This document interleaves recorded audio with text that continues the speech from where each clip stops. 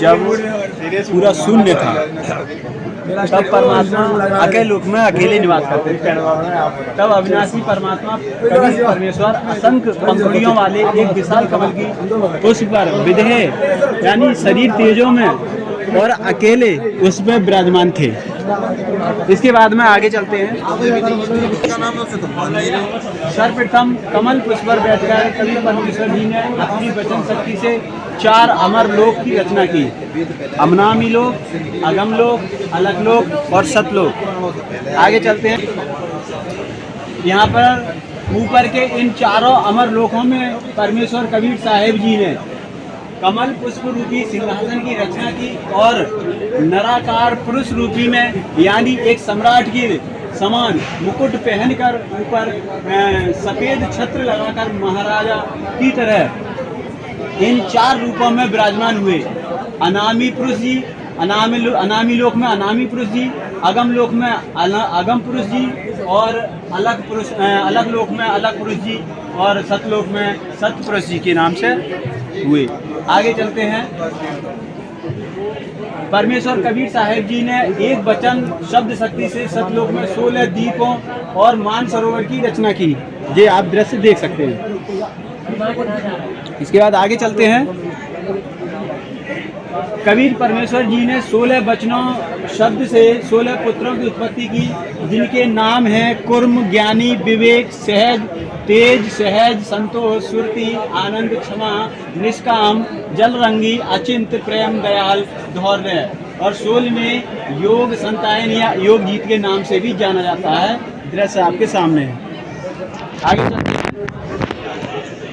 परमेश्वर कबीर साहेब जी ने अपने 16 पुत्रों में से अपने 12वें पुत्र अचिंत को सतलोक की अन्य रचना करने का आदेश दिया और शक्ति सौंपी। दृश्य सामने है, देख सकते हैं। आगे चलते हैं। 12वें पुत्र अचिंत जी ने अपनी सहायता के लिए अपने वचन शब्द से एक पुरुष या अक्षर पुरुष या परब्रह्म की उत्पत्ति हुई। ये दृश्य सामने है। आगे चलते हैं। इसके बाद अक्षर पुरुष मानसरोवर में स्नान करने गए और कई युग तक जल में ही सो गए। सतलोक में श्वासों में शरीर नहीं है। अचिंत जी की प्रार्थना पर अक्षर पुरुष को जागने के लिए परमेश्वर कबीर साहेब जी का मानसरोवर से अमृत जल से एक अंडा बनाया, उसमें एक आत्मा प्रवेश की और अंडे को मानसरोवर के जल में छोड़ दिया। दृश्य सामने है, देख सकते हैं। आगे चलते हैं।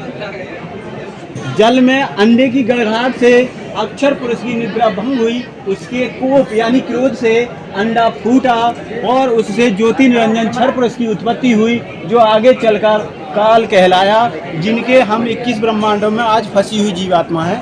दृश्य देख सकते हैं। आगे फिर परमात्मा कबीर परमेश्वर जी ने सारी सृष्टि की रचना स्वयं की। सर्व आत्माओं को अपनी वचन शक्ति से अपने ही सदृश पुरुष रूप में उत्पन्न किया। प्रत्येक हंस आत्मा का नूरी शरीर और तेजों में प्रकाश 16 सूर्यों जैसा मानव सदृश ही था, परंतु परमेश्वर के तेज पुंज शरीर का करोड़ों सूर्य से भी अधिक एक रोमकूप का प्रकाश है। इसके बाद आगे चलते हैं। परमेश्वर कबीर साहेब जी ने ज्योति निरंजन की इच्छा अनुसार 70 युग तप करने के फलस्वरूप उन्हें 21 ब्रह्मांड दे दिए, जो समक्ष आप चित्र देख सकते हैं। आगे चलते हैं। परमेश्वर कबीर साहेब जी के आदेश से अचिंत जी, अक्षर पुरुष और ज्योति निरंजन तीनों एक ही द्वीप में रहने लगे। कुछ समय के बाद ज्योति निरंजन काल ने अलग स्थान पाने के लिए एक पैर पर खड़ा होकर 70 युग तक तप किया। दृश्य आप देख सकते हैं। इसी में जो पीछे दिख रहे हैं, ये हम तुम इनके आसक्त थे, इनके ऊपर ये हमने बहुत बड़ी गलती करी थी। आगे चलते हैं। परमेश्वर कबीर साहेब जी ने ज्योति निरंजन को कहा कि उन्होंने अपने पहले पुत्र कुर्म को सर्व रचना सामग्री दे रखी है। कुर्म से प्रार्थना करके श्रेष्ठाचार और विनम्र भाव से रचना सामग्री मांग लो, ये बताया है। उसके बाद आगे चलते हैं। फिर ज्योति निरंजन काल के मन में इच्छा हुई कि इन ब्रह्मांडों में रचना करने के लिए सामग्री चाहिए। इसीलिए उसने दूसरी बार 70 युग तक एक पैर पर खड़ा होकर तप किया। ज्योति निरंजन को तप करते देखकर उस पर मोहित हुई ये हंस आत्माएं जो पीछे हैं। उसके बाद में आगे चलते हैं। इसमें देखिए, जब ज्योति निरंजन कूर्म जी के पास गया, उस समय कूर्म जी ध्यान अवस्था में थे। ज्योति निरंजन के बिना किसी शिष्टाचार और प्रार्थना किए ही जबरदस्ती कूर्म जी का मुकुट उतारा। इसके बाद उस मुकुट से 5 तत्व, 3 गुण, रजोगुण, सतोगुण, तमोगुण, और ये 5 तत्व आप चित्र में देख सकते हैं। इसके बाद में आगे चलते हैं। 64 युग तप के पश्चात ज्योति निरंजन काल ने परमेश्वर कबीर साहिब जी से आत्मा मांगी। परमेश्वर कबीर साहिब जी ने कहा था, सभी प्रिय हंस आत्माएं मेरे अंश हैं, मैं इन्हें किसी भी जप तप साधना के प्रतिफल नहीं दे सकता। अगर कोई हंस आत्मा अपनी इच्छा से जाना चाहे तो वह जा सकता है। ये समझा रहे हैं। फिर आगे 21 ब्रह्मांड में रचना के बाद ज्योति निरंजन ने सोचा कि यहाँ कुछ आत्माएं भी होनी चाहिए, अकेले का मन नहीं लगेगा। इसीलिए ज्योति निरंजन काल ने तीसरी बार 64 युग तक एक पैर पर खड़ा होकर तप किया। ज्योति निरंजन को तप करते देखकर हम पर मोहित होती हुई आत्माएं, पीछे जो हैं मोहित आत्मा है, आप देख सकते हैं। इसके बाद आगे चलते हैं। मतलब 15 का ए, परमेश्वर कबीर साहिब जी ने सर्व हंस आत्माओं से ज्योति निरंजन के साथ जाने के लिए उनकी इच्छा पूछी। तब काफी देर तक सर्व आत्मा ने हाथ उठाकर ज्योति निरंजन के साथ जाने की स्वीकृति दी। तो यहाँ केवल एक आत्मा ने हाथ उठाया है, और फिर देखते ही देखते वहाँ उपस्थित असंख्य आत्माओं ने भी हाथ उठाकर स्वीकृति दे दी कि हम भी ज्योति निरंजन के साथ जाना चाहते हैं। वे सभी आत्मा पहले ही ज्योति निरंजन को तप करता देखकर उस पर आसक्त हो चुकी थी। परमात्मा कबीर परमेश्वर जी ने सबसे पहले हाथ उठाने वाली हंस आत्मा को एक स्त्री रूप दिया, जो आगे चलकर देवी दुर्गा कहलाई। ज्योति निरंजन के साथ जाने की स्वीकृति देने वाली सभी आत्माओं को अपनी वचन शक्ति से उस आत्मा के अंदर सूक्ष्म रूप में डाल दिया और आशीर्वाद दिया कि आप अपने वचन शक्ति से आत्माओं को उत्पन्न कर सकती हैं।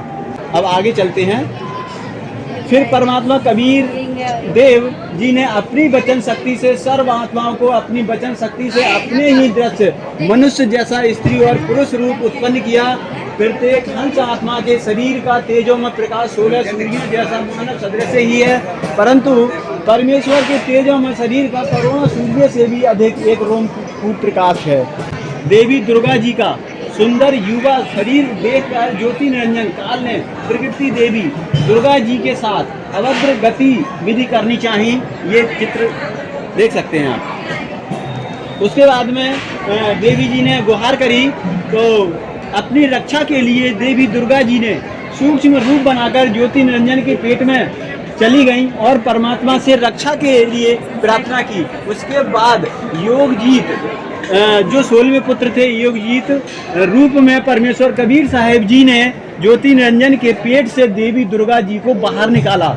ये देखते हैं आप, देखिए ये दुर्गा जी पेट में हैं।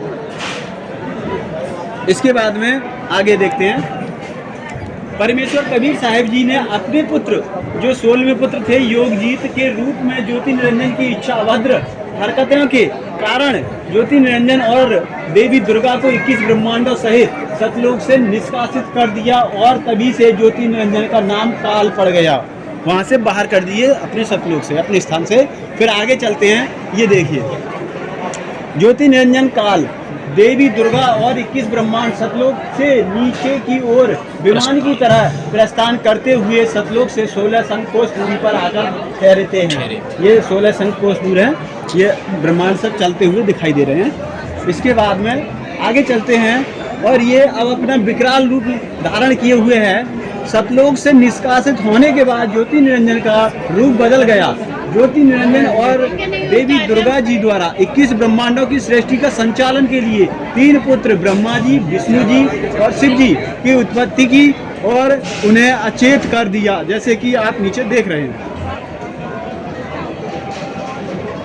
उसके बाद में आगे चलते हैं और तभी ज्योति निरंजन काल ने देवी दुर्गा जी से अपने अव्यक्त रहने की प्रतिज्ञा की और कहा कि आज के बाद मैं किसी को अपने वास्तविक रूप में दर्शन नहीं दूंगा। और अब तुम सृष्टि का संचालन करोगी, यानी दुर्गा जी आप ही सृष्टि का संचालन करोगी।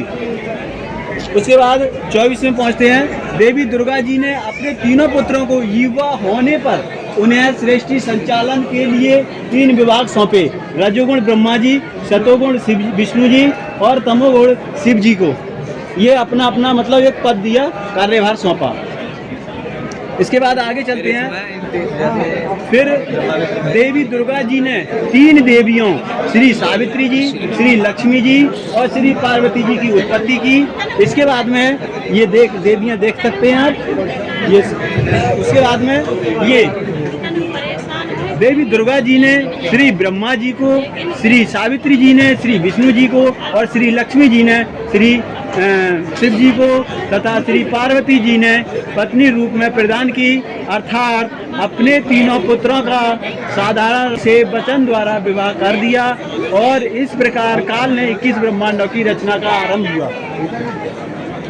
ये था पूरी कबीर परमेश्वर की श्रेष्ठ रचना का वर्णन, जो प्रमाण हमारे सभी सदी ग्रंथों से, गीता, बाइबल, चारों वेद, 18 पुराणों से प्रमाणित है। कृपया इसे और गहराई से, बारीकी से सुने और अपना कल्याण कराएं। यहाँ परमात्मा के यहाँ नाम दीक्षा लें। सत्साई।